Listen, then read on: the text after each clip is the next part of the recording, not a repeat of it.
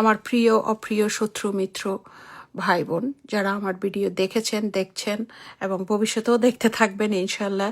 So আমি আপনাদের দৃষ্টি আকর্ষণ করছি আজকে বিশেষ একটা কারণে, সেটা হচ্ছে রামিসার বিষয়টা আমরা সবাই জানি এবং সেটা আমাকেও অনেক সেট করেছে এবং আমি অনেক আতঙ্ক আছি বিকজ আমারও কন্যা সন্তান আছে এবং আমি দেখছি রামিসার বাবা এবং আমার কন্যা সন্তানের বাবার মধ্যে ডিফারেন্সটা কতটুকু, সেটাই আমি আপনাদের দৃষ্টি আকর্ষণ করছি। বিকজ আমার সন্তানের বাবা সে রামিসার পথে ঠেলে দিচ্ছে আর রামিসার বাবা সেটা প্রোটেক্ট করতে চেয়েছিল রামিসাকে, আর আমার সন্তানের বাবা রামিসার যেই ক্ষতি হয়েছে সেখানে ঠেলে দিচ্ছে। সেটা কিভাবে দেখেন, আমার একটা বাচ্চাকে আমি 18 বছর করেছি, আপনাদের কাছে আমার প্রশ্ন আরেকটা বাচ্চাকে আমি 13 বছর করেছি।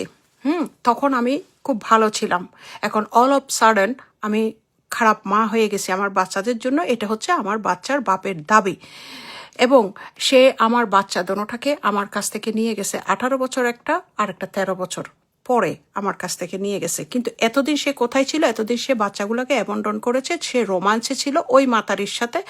সে বিবাহিত থাকা অবস্থায় সে আরেক মহিলাকে বিয়ে করেছে, ওখানে বাচ্চা কাচ্চা হয়েছে। আমি কখনো তাকে কোনো কিছুতেই বাধা দিইনি, কোনো কিছুতেই করিনি। আমি আমার বাচ্চার দিকে ফোকাস করেছি, আমি আমার কাজের দিকে ফোকাস করেছি।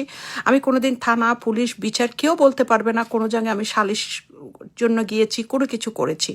কিন্তু সে আমার বাচ্চাগুলোকে লোভ দেখাইয়ে, টাকা পয়সা অর্থ সম্পদ দেখাইয়ে আমার বাচ্চাগুলোকে নিয়ে গেছে। কিন্তু এখন দেখেন আমার বাচ্চারা অনেক আতঙ্কের মধ্যে আছে, কারণ সে আমার বাচ্চাদেরকে প্রেশার দিচ্ছে, সে খরচ দিতে পারবে না। দেখেন, ওনাকে আপনারা যারা চিনেন, উনি বসুন্ধরায় বাড়ি করছে, উনি 2টা ড্রাইভার আছে উনি 2টা গাড়ি মেনটেন করে। ওনার যে ওয়াইফ যে চলাফেরা, ওনার ওয়াইফকে আপনারা নিশ্চয়ই চিনেন, যারা এখানে দেখছেন সবাই জানেন ওনার কতগুলি খরচ। বসুন্ধরায় একটা প্লটে একটা বাড়ি কিনতে কতটুকু টাকা প্রয়োজন হয় সেটা আপনারা সবাই জানেন। একেবারে কমের মধ্যেও যদি এটা ধরা হয় তাহলে তো 60-70 কোটি টাকার মধ্যে হয়ে যায় শুধু জায়গাটা, তাই না? তারপরে তো আছে আনুষাঙ্গিক সব কিছু। এত কোটি কোটি টাকার মালিক সে এখন আমার বাচ্চাদেরকে প্রেশার দিচ্ছে, সে টাকা দিতে পারবে না। এখন আমার প্রশ্ন আপনাদের কাছে, যদি আমার বাচ্চাদেরকে টাকা দিতে না পারে তাহলে সে আমার বাচ্চাদেরকে আমার কাছ থেকে নিয়ে গেল কেন? আমি তো আমার বাচ্চাদেরকে ফেলে দিই না, আমি তো আমার বাচ্চাদেরকে তার কাছে দিয়ে দিই নাই। আমি তো আমার খরচের কথা বলছি না, আমি তো আমার কথা বলছি না, আমি তার বাচ্চার কথা বলেছি। সে যদি খরচ দিতে না পারে, তার সেকেন্ড ওয়াইফকে, 2 নম্বর বউকে, 2 নম্বর বাচ্চাকে সবকিছু দিয়ে রাখতে পারতেছে, তাহলে সে আমার বাচ্চার জীবন কেন নষ্ট করছে? আমার বাচ্চার জীবনটা কেন রামিসার মতন জীবনের দিকে ঠেলে দিচ্ছে? আপনারাই বলেন।